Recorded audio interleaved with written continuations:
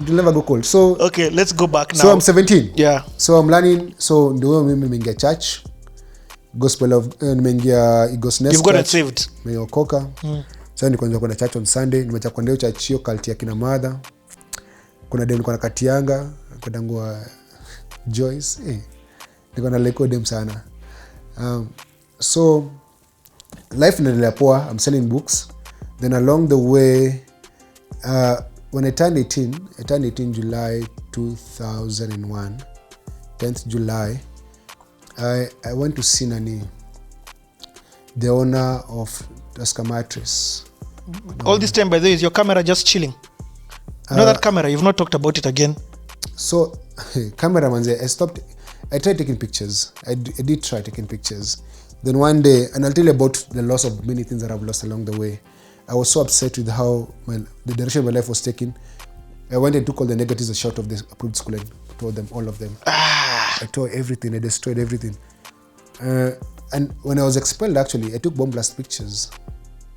That time when I was expelled, July is when 1998, when I was expelled, I took bomb blast pictures, and I went start selling them to people in Marikiti because people had not seen them. So selling them 20 bob. So, but I stopped taking pictures. Okay. Boniface, continue this story. By the way, were guys calling you, what were guys calling you, Boni? So it depends. My friends in Park Road, Ngara used to call me Kangi because of Mwangi. Then I said Boni Komta. Okay. But my friends who, when we lived in Majengo and then we lived Kidogo, when I was wakati wa Ramadan, when you'd actually become Muslim so that you can eat the food. Nimendango Suleiman. Bro, So just say that again. So when during Ramadan, of course, because at the end of it there's food. We just all of us convert. Tena kwa mkina tunaswali. Nimendango Suleiman. And then because nilikuwa mjuaji, kuna boy yangu alikuwa nanga teacher. Kuna manga teacher, teach them, teacher. They just call me teacher. Nilikuwa mnoma. By the way, nilikuwa mchoraji. I was a schemer. The things that I did. Ukiingia huko Park Road Pango, the stories zangu. I was able to do stuff. So 2001, I get my ID. Not even my ID, my waiting card. I go and see a guy called Joram Kamau, the owner of Tuskys, now Tuskys. Yes. He was my mother's friend. And I told him I want a job. And then I was sent to go and work at Hakati branch, Tuskys. So I became, we called sweeper. Unaona hiyo, so a sweeper, unaona corridors of supermarket. They're straight like this. The guys who work there are called sweepers. So I was first sent to the shoes department. Kwenda kwa shoes department, a couple of days. Ukabeba. No, someone came in wearing slippers. And then they left with shoes. So when you were sweeping, tukapata slippers huko chini. And then I was there with someone else. So me, I was kicked out of that place. Nikapelekwa kwa card section. Kwa card section, I had the best display. I was selling many cards. And I worked there for 3-4 months. Those days, they used to pay me a lot of money. They used to pay me 2,100 shillings a week. Ilikuwa 350 shillings, I think, per day. So in a week, I get 2,100 shillings. It was a lot of money. My rate was 600. But now, I used to get a job by 7 nimeingia kazi, natoka kwa kazi 8 daily. Those days, Tuskys had no off days, no leave days, nothing. You work continuously. By December, I'd given up. I quit. First I missed. One day I woke up late. I didn't go to work. The sun was hot. It was beautiful. Second day, third day, kone kazi sirudi. Nikaacha kazi. Because you're talking 7 a.m. to 8 p.m. Daily. No off days, no nothing. And I was young. I was just 18. So nikarudi kazi nikafukuzwa. Actually sikuacha. I thought I stayed a week. Do ikaisha kurudi ngamba pana tukutakiwe toka uende. So I was kicked out. I went back to what I knew best, to sell books. Yes. Went back to the streets to sell books. So that's 2002. There is Euphoria. That's around the time that there's a NAK revolution. People campaigning against Kibaki, against Moi, yeah. and Uhuru Kenyatta, KANU versus NAK. Around that time, so I'm still selling books. I'm very in church now. Sikosi kanisa, mimi ni mtu wa kanisa. And then I tell my pastors now, I want to take pictures. Now I just start taking pictures for fun. And during that time is when the church I was going to, Eagles Nest Church, was starting a Bible school. So I told them, I want to do photography. And he said, no, join the Bible school, then you can do anything else. I just told my pastor convinced him, say, nikaingia Bible school 203. Nikaingia Bible school 203 as I was selling books. Nikaanza kuserve kwa youth ministry. Mimi mtu wa kanisa.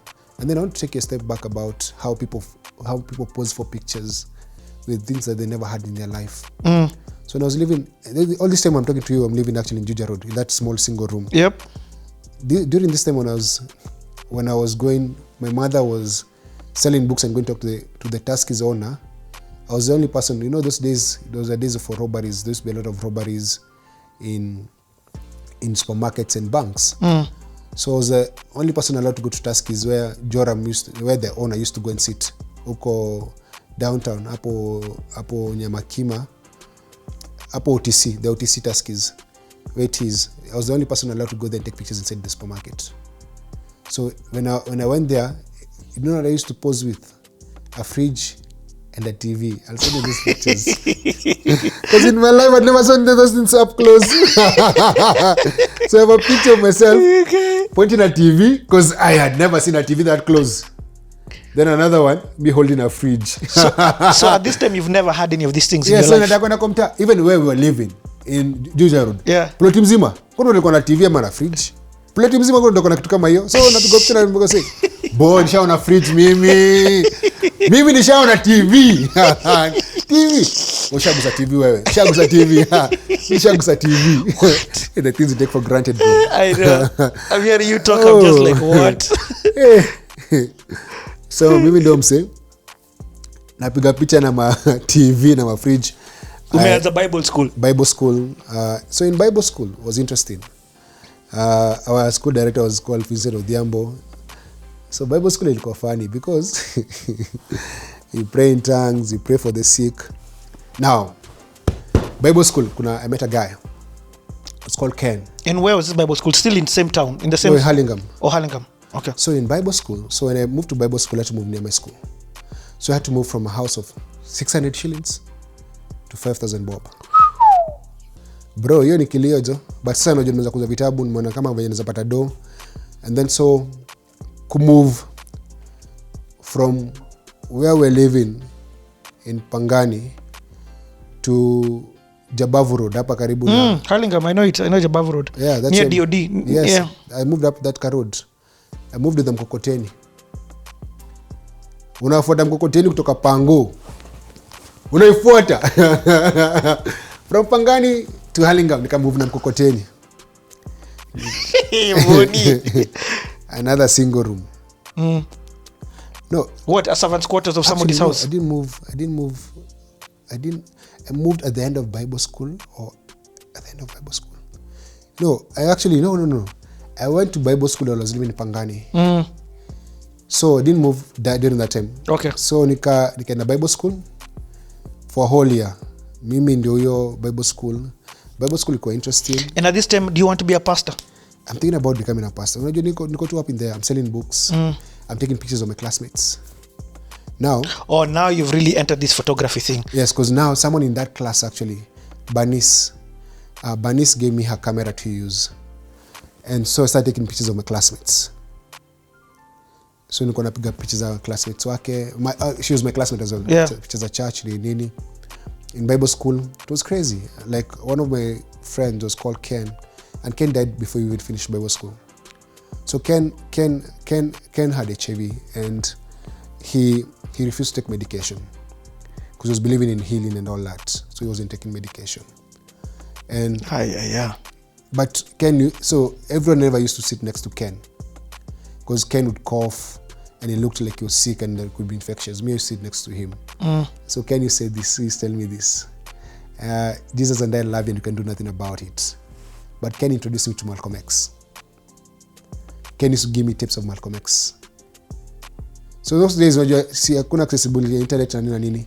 So me at home, alongside T.D. Jakes and Johnny Hagee, I used to listen to Malcolm X and Martin Luther King Jr.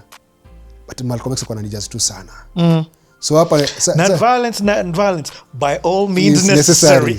So hapa Bonnie, you're definitely a guy by all means necessary. So hapa niko Bible school, but hapa my desk mate hapa mwenye ndo hapa kwa class anani radicalize manzi. I know. Alikuwa ananibishia tu ma tape. Nikuja kwa class ananipatia tu tape ya Malcolm X. Mimi naenda tu home na by battery just na stima nasikiza tu. Nasikiza tu. Hapa ndio nakuwa radicalized. My pastors, one of our classmates died, and my pastors used to go to the mortuary, hapo city mortuary. Wanaingia, wanasema watolewe hiyo body. Wanaiombea resurrect. Don't rudi. Because when this lady died, she's one of the biggest tithers in the church. Now, you know, in school, when you're in Bible school, kuna school of healing. You learn how to heal people and raise the dead. You know, like those things that you learn. So our pastor says this is going to happen. Wanaenda huko wanarudi wakiwa nothing. Yes, story ya Bible school ilikuwa mingi. So, but in Bible school, my pastor's wife, and she's a pastor as well. So it's Reverend Ni Morakinyo. The wife, Esther Morakinyo, happened to have been an employee of the great Muhammad Amin. Sasa even in classroom sasa akanirusha vitabu. The photographer. So the frontline cameraman, tabu moja kali sana, akanirushia The Man Who Moved the World. Bro, nasoma hizi vitabu. My mind blows up. Okay. What I'm hearing about you, photography, you never put it on the camera. It was off and on, but you see, photography made me get expelled from approved school. Yes. So I even tore up everything. I was so upset and mad. I tore up everything. I destroyed. I have surviving pictures. Like when I did my book, you'll see a picture of two from the bomb blast. But those are the prints that I have. But the negatives.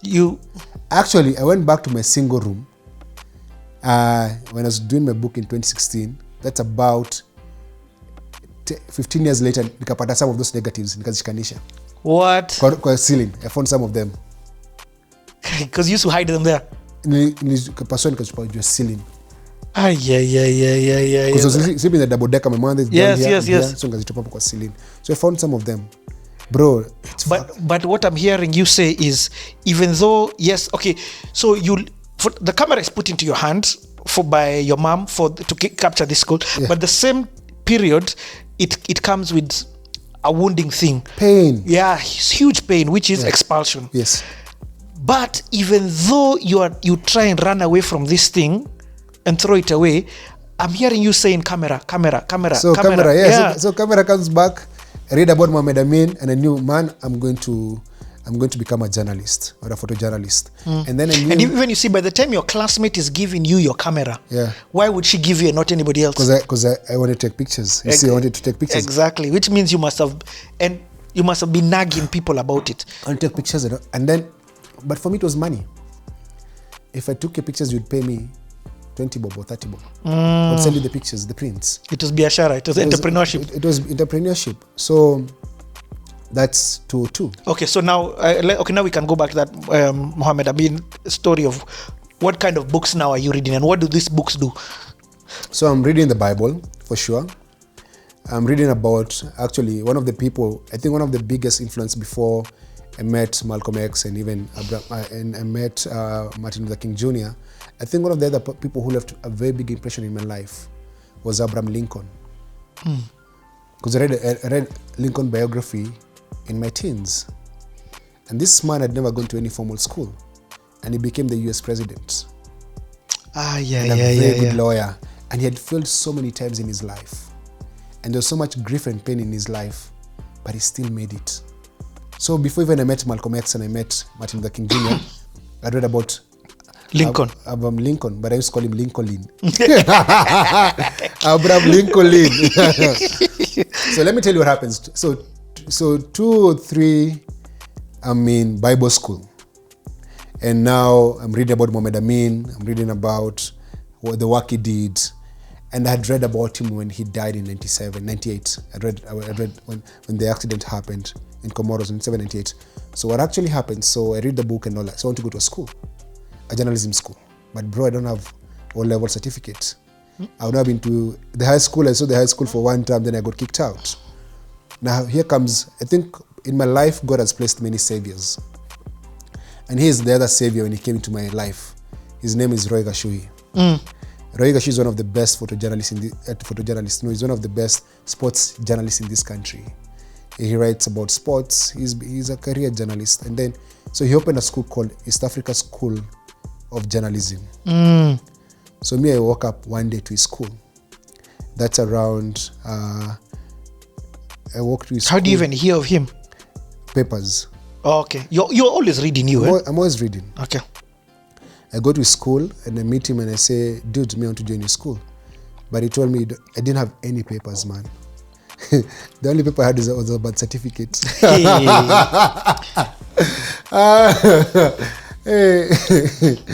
So nikaenda kwa shule yake nikamwambia aje, I want to become one of his students. And he said, why? He said, I want to do photography and this is my passion. And he said, now what you're going to do for you, we're going to give you an entry exam.